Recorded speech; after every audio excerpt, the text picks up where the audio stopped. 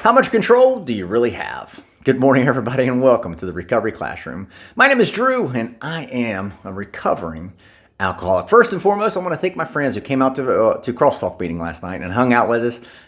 Having that type of conversation and back and forth exchange of ideas, in my mind, that's everything that a recovery meeting should be. And I learned so much from you guys, and I just want to say thank you. That does my heart so well, especially after a long week of work, being able to top off my week with a meeting like that. So thank you guys once again. I stayed late, surprisingly, and I got to talk with a friend of mine that I met in the meeting, actually.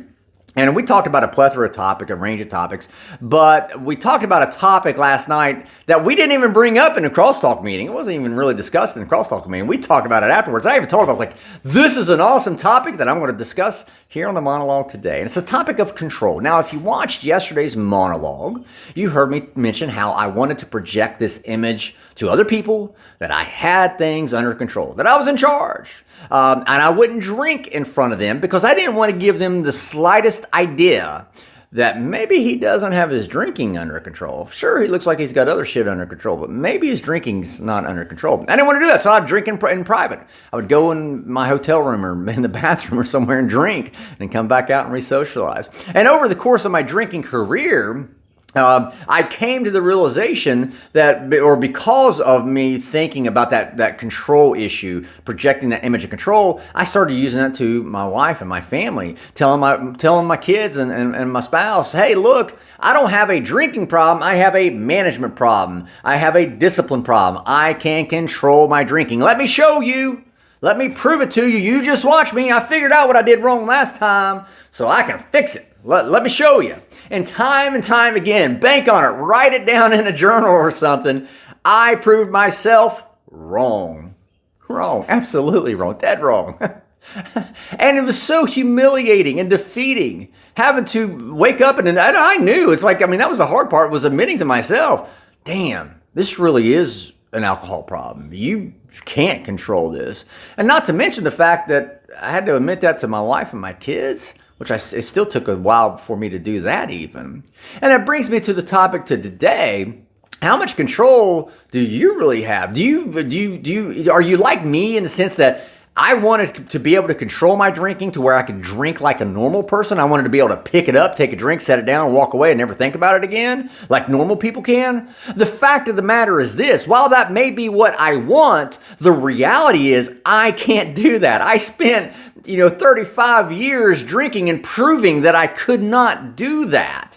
I was 46 years old before I finally came to the realization, this is a drinking problem. This is not a management problem. It's not a control problem. You've got a drinking problem. In the big book of Alcoholics Anonymous, Bill Wilson even writes, hey, if you're wondering if you're alcoholic, kindly step over to the tavern next door and take try an exercise of controlled drinking. It all comes down to this. I've never met an alcoholic, a true alcoholic, that has control of their drinking. They may be out there. I don't think so, but they may be out there. I'm willing to talk to them. I've never met one. It comes back to what Bill Wilson writes on page 24 of the Big Book of Alcoholics Anonymous. We are without defense against that first drink. We have lost the power of choice in drink. In other words, I don't have control. When I pick up a drink and I look at it, I'm pouring it out down my throat. I don't have the ability to make that decision or the control to set it down and go, yep, nope, I don't want it, and walk away. I don't have that control. I never had. I never had a control. I shared with my friend last night. I was like, look, I said, if it's a control idea, if it's an idea of control, you just want control. Next time you get a craving for a beer, pick that beer up, look at it and go, you won. And then see how you feel. And if you feel defeated, if you feel like you're admitting defeat, how much control did you really have in the first place?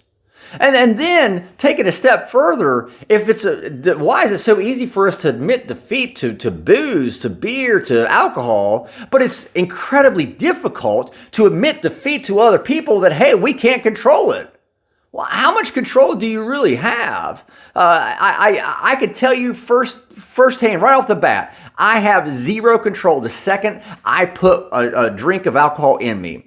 I do have a choice to make, and that's what has been given to me, the gift that's been given to me. I do have a choice today to make that decision. Do I take a drink today or do I not? I've been given that gift back, thank God, and that's a gift that I will never take for granted again. Today, I do get to make the choice. I do have control in that first choice, but if I make the wrong decision in that first choice, I lose all subsequent choices. So I'm out of time. Thank you guys for letting me come in and share 5 to 10 minutes of your day with you.